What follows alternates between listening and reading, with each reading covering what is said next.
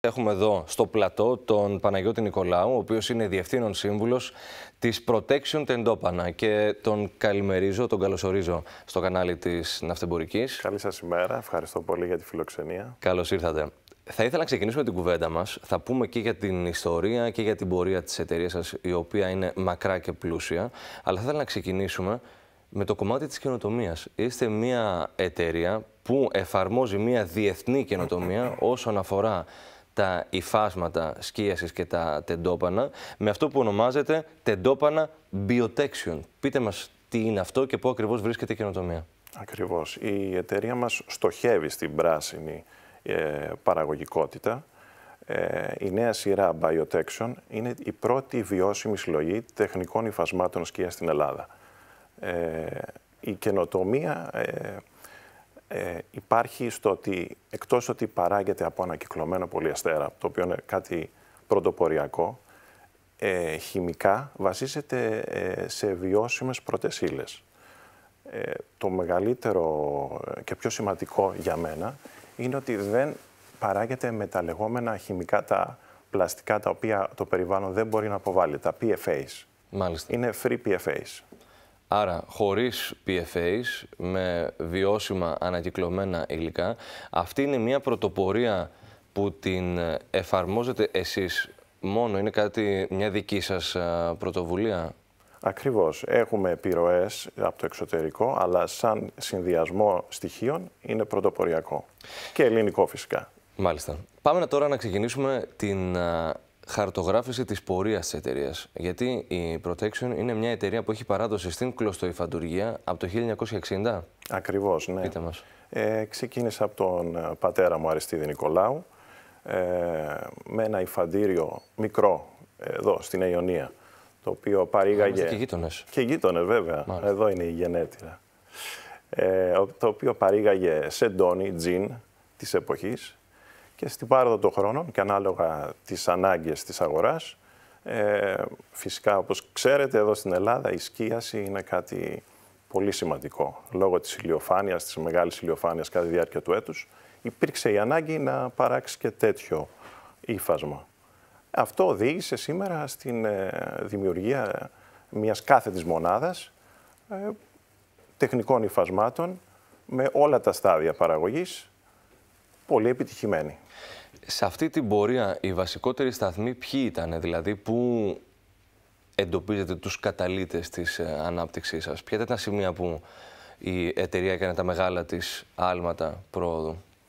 Τη δεκαετία του 90 πιστεύω έγινε το μεγαλύτερο άλμα, όταν περάσαμε σε ιδιόκτητες εγκαταστάσεις στα ενόφυτα Βιωτίας και στη Σαχαρνέ.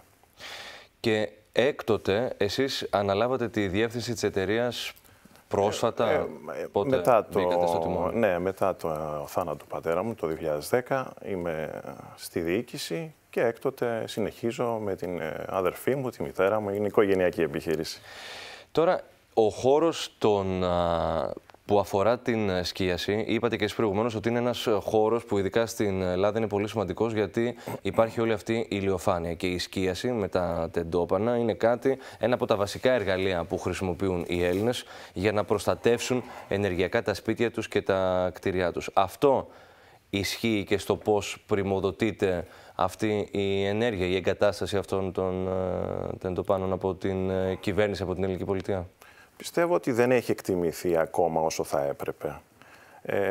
Τα ωφέλη της σκίασης είναι πολύ μεγάλα και οι φορείς δεν το έχουν καταλάβει ακόμα. Σιγά σιγά γίνονται προσπάθειες με μελέτες που θα κατατεθούν στο Υπουργείο σύντομα από τους αρμόδιους συνδέσμους που έχουμε συστήσει.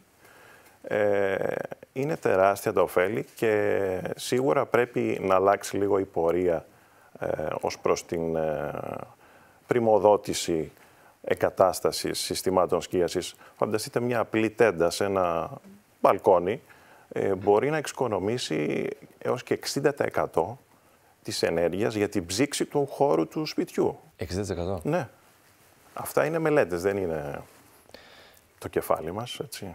Έχουν γίνει στο εξωτερικό, θα γίνουν και στην Ελλάδα συγκεκριμένα, οπότε δεν βρίσκω κανένα λόγο να μην προχωρήσει θετικά όλο αυτό το εγχείρημα. Ένα τελευταίο πρόγραμμα το οποίο συνδέεται και με την ενεργειακή προστασία και αναβάθμιση των κατοικιών των Ελλήνων είναι το πρόγραμμα Εξοικονομώ. Εκεί επαληθεύεται αυτό που λέτε, ότι δεν είναι αρκετά ψηλά στην προτεραιοποίηση ως εργαλείο ενεργειακής αναβάθμισης η χρήση Ακόμα δεν είναι, αλλά ακούμε υποσχέσεις ότι ύστερα και από τις συστάσεις του κλάδου ότι θα αλλάξει αυτό. Θα αλλάξει αυτό, ναι.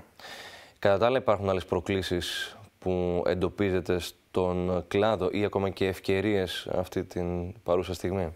Παραδείγματος χάρη, η κλιματική αλλαγή, σκέφτομαι τώρα.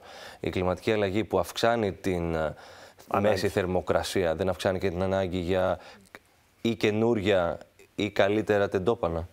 Σίγουρα, οι ανάγκες μεγαλώνουν, έτσι. Υπήρχαν πάντα στην Ελλάδα λόγω της μεγάλης ηλιοφάνειας κατά τη διάρκεια του έτους, αλλά λόγω της κλιματικής αλλαγής πλέον η κατανάλωση ενέργειας για ψήξη θα είναι μεγαλύτερη από ό,τι για θέρμανση του χώρου. Οπότε καταλαβαίνετε πόσο σημαντικό είναι η σκίαση να αποτελέσει μέρος του κτηριακού σχεδιασμού. Γι' αυτό κιόλας αναπτύσσει protection τα κορυφαία υφάσματα σκίασης και πιο αποδοτικά στην αγορά. Οι Έλληνες ανταποκρίνονται, έρχονται στην εταιρεία σας για να ζητήσουν να κάνουν χρήση αυτού του εργαλείου, των τεντοπάνων, για τη σκίαση του σπιτιού τους? Παραδείγματος χάρη, ένα κομμάτι το οποίο παρατηρώ, έτσι βιωματικά το καταθέτω, είναι ότι κυκλοφορώντας στους δρόμους της Αθήνας, οι περισσότερες πολυκατοικίες βλέπω ότι έχουν τέντες στο κέντρο της Αθήνας. Πολλές εξ αυτών φαίνονται φθαρμένες, ταλαιπωρημένες, παλιές, ότι θέλουν αναβάθμιση, θέλουν... Η ανάγκη, σας είπα, είναι διαρκή, ειδικά τους καλοκαιρινούς μήνες, αλλά φυσικά θα πρέπει λίγο να βοηθήσει και το κράτος στην αυτήν την αντικατάσταση ή την επένδυση σε νέα συστήματα, γιατί είναι πάρα πολύ σημαντικό για το κτίριο. Και για το περιβάλλον φυσικά. Όταν εξοικονομείς ενέργεια, μειώνεις τους ρήπους. Σωστά. Τώρα, να μιλήσουμε για το επενδυτικό πλάνο και τους επιχειρησιακούς, επιχειρηματικούς στόχους της εταιρείας σας και για την εξαγωγική δραστηριότητα που επίσης υπάρχει. Το πλάνο το επενδυτικό επικεντρώνεται κυρίως στην παραγωγή, δηλαδή στην επέκταση της παραγωγής, την εξέλιξη, τον εξυγχρονισμό, η οποία είναι διαρκής και στοχεύει στη στήριξη της ελληνικής παραγωγής και φυσικά με εξωστρέφεια. Όταν λέτε εξωστρέφεια, σε ποιες αγορές του εξωτερικού, ή αν εννοείται και κάτι, η εξωστρέφεια εννοείται, φαντάζομαι, την απεύθυνση σε αγορές του εξωτερικού? Βέβαια, ναι. Ο σκοπός αυτός είναι να εισβάλλουμε σε αγορές οι οποίες έχουν ανάγκη φυσικά τη σκίαση με ένα ποιοτικό, αξιόπιστο, πιστοποιημένο προϊόν. Υπάρχει στο εξωτερικό η αναγνώριση αυτής της ανάγκης, υπάρχει η κουλτούρα? Στην Ελλάδα νομίζω είναι κάπως δεδομένο. Στις πόλεις ή στις αγορές του εξωτερικού είναι αντίστοιχη η κουλτούρα για την τοποθέτηση των τεντόπανων? Υπάρχει, βέβαια υπάρχει. Σε κάποιες χώρες οι οποίες έχουν μεγάλη ηλιοφάνεια είναι πολύ μεγαλύτερη. Υπάρχει εξέλιξη, υπάρχουν πολλά. Δηλαδή, λόγω της κλιματικής αλλαγής αλλάζει και η ποιότητα. Δηλαδή, πρέπει να ενισχύεις την ποιότητά σου, να έχεις αντοχή, να έχεις διάρκεια. Αλλά σίγουρα και τα βιώσιμα προϊόντα είναι κάτι το οποίο απασχολεί την παραγωγή.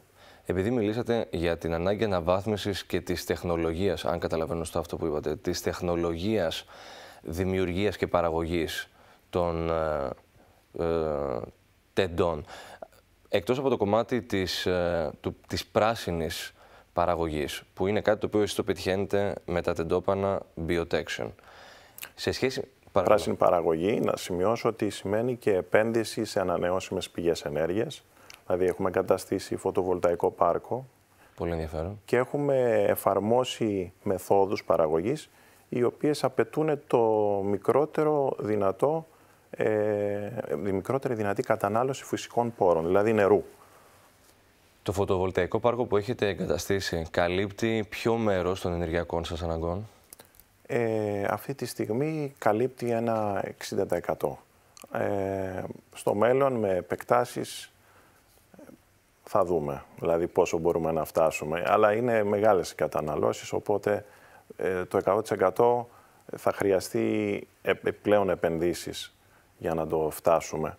Και σίγουρα σκοπός αυτός είναι, έτσι. Και ο δεύτερος πυλώνας της πράσινης παραγωγής που εντοπίσετε προηγουμένως, το ένα ήταν το φωτοβολταϊκό πάρκο και το δεύτερο. Στην κλωστοϊφαντουργία η κατανάλωση νερού είναι πολύ μεγάλη. Το να εφαρμόζουμε μεθόδους οι οποίες ουσιαστικά μικραίνουν, εναντατώνουν την κατανάλωση νερού είναι επιτυχία. Αυτό είναι δηλαδή το κύριο προσόν της παραγωγής. Και η καινοτομία που μπαίνει στην παραγωγή. Έχει χώρο η κλωστοϊφαντουργία να εφαρμόσει νέες τεχνολογίες καινοτόμες που βρίσκονται στην αιχμή των τεχνολογικών εξελίξεων, στην παραγωγική γραμμή, στην παραγωγική δραστηριότητα? Η εξέλιξη δεν σταματάει, σίγουρα, και ως προς τη κατεύθυνση βιώσιμων προϊόντων, νέων βιώσιμων προϊόντων, όπως είναι η νέα σειρά Biotection, αλλά ως προς και στην εξέλιξη βάσει των αναγκών, των απαιτήσεων. Η χημεία είναι μια επιστήμη η οποία μελετάται, εξελίσσεται. Γι' αυτό συμμετέχουμε και σε εκθέσεις, παρακολουθούμε τις εξελίξεις, ώστε να έχουμε την καινοτομία μέσα στην παραγωγή μας. Εσείς ως ηγέτης μια επιχείρησης που είναι από τις δυναμικότερες στην ελληνική αγορά, στον κλάδο σας, ποια είναι τα εργαλεία που χρησιμοποιείτε για να μένετε στην πρώτη γραμμή των εξελίξεων? Παραδείγματος χάρη, είπατε τη συμμετοχή σε εκθέσεις. Πηγαίνετε, ταξιδεύετε στο εξωτερικό για να παρακολουθήσετε τι κάνουν οι ανταγωνιστές με έναν τρόπο σε μεγάλες αγορές του εξωτερικού. Παρακολουθούμε εκθέσεις, διαβάζουμε, πηγαίνουμε σε σεμινάρια. Όλες τις τάσεις της κλωστοϊφαντουργίας πρέπει να τις παρακολουθείς, γιατί οι εξελίξεις και κυρίως στο εξωτερικό είναι ραγδαίες. Αυτός είναι δηλαδή ο σκοπός μας πάντα, να είμαστε μέσα στα πράγματα και σαν Έλληνες παραγωγοί να μπορούμε να υποστηρίζουμε και να εξελισσόμαστε, να διακρινόμαστε. Και η κλωστοϊφαντουργία, που είναι ο ευρύτερος κλάδος μέσα στον οποίο εσείς ανήκετε και δραστηριοποιείστε, σε τι φάση ανάπτυξης βρίσκεται? Είναι καλή η ιονή για την πορεία της κλωστοϊφαντουργίας? Υπάρχουν δυσκολίες, υπάρχουν προκλήσεις στον χώρο? Κοιτάξτε, στην Ελλάδα έχει μείνει πολύ μικρό κομμάτι. Πολύ πίσω, έτσι δεν είναι? Ναι, έχει μείνει ένα πολύ μικρό κομμάτι της κλωστοϊφαντουργίας για πολλούς και διαφόρους λόγους. Για πείτε μας. Κυρίως είναι η προστασία των προϊόντων που έρχονται από την Ανατολή. Δεν υπήρξε καμία προστασία στην εισρωή αυτών των προϊόντων στην ελληνική και στην ευρωπαϊκή αγορά. Ο ανταγωνισμός, έλεγχος προστασία των ευρωπαϊκών, των ελληνικών για παράδειγμα προϊόντων. Καμία προστασία. Κατακλείσαν την αγορά κινέζικα προϊόντα, τα γνωρίζετε, τα οποία είναι πιο φθηνά, πιο οικονομικά, με αποτέλεσμα πολλές βιομηχανίες να κλείσουν. Συγκρίνεται η ποιότητα αυτών των προϊόντων με την ποιότητα των ελληνικών? Έχω ακούσει ότι η κλωστοϊφαντουργία η ελληνική ήταν εξακουστή παλιότερα. Ήταν εξακουστή. Ίσως έφτεξε το μάρκετινγκ που ακολούθησε στο παρελθόν και δεν κατάφερε να επιβιώσει σε αυτό το περιβάλλον. Η ποιότητα σίγουρα δεν μπορεί να φτάσει και γι' αυτό κιόλας έχουμε επιβιώσει, γιατί τα τεχνικά υφάσματα, τα οποία απαιτούν μια τεχνογνωσία αντοχών, δεν τα γνωρίζουν στην Ασία, τα γνωρίζουν καλύτερα χώρες οι οποίες είναι ανεπτυγμένες και επιστημονικά, αλλά και με το αντικείμενο, δηλαδή με τον ήλιο, τις κλιματολογικές συνθήκες. Ακόμα δεν έχουν καταφέρει, τουλάχιστον στο δικό μας κλάδο, να επηρεάσουν σημαντικά. Αλλά κακά τα ψέματα, υπάρχει ανταγωνισμός. Τώρα να μιλήσουμε με κάποιους αριθμούς για τη δική σας επιχείρηση, δηλαδή πόσα άτομα απασχολείτε, αν έχετε εξωτερικούς συνεργάτες, αν είναι όλοι μόνιμοι απασχολούμενοι. Ναι, έχουμε εξωτερικούς συνεργάτες σίγουρα. Συνεργαζόμαστε με οίκους του εξωτερικού λόγω της μακράς πορεία μας τους κορυφαίους πρώτων υλών στην ευρωπαϊκή αγορά. Η μονάδα μας απασχολεί αυτή τη στιγμή 40 εργαζομένους. Ως μόνιμους? Ως μόνιμους βέβαια, ναι. Πλήρης απασχόλησης. Έχετε δυσκολία να βρείτε εργαζομένους? Είναι κάτι το οποίο το ακούμε από άλλους επιχειρηματίες. Ναι, ισχύει αυτό. Είναι η καθημερινή συζήτηση με όλους, από όλους τους κλάδους.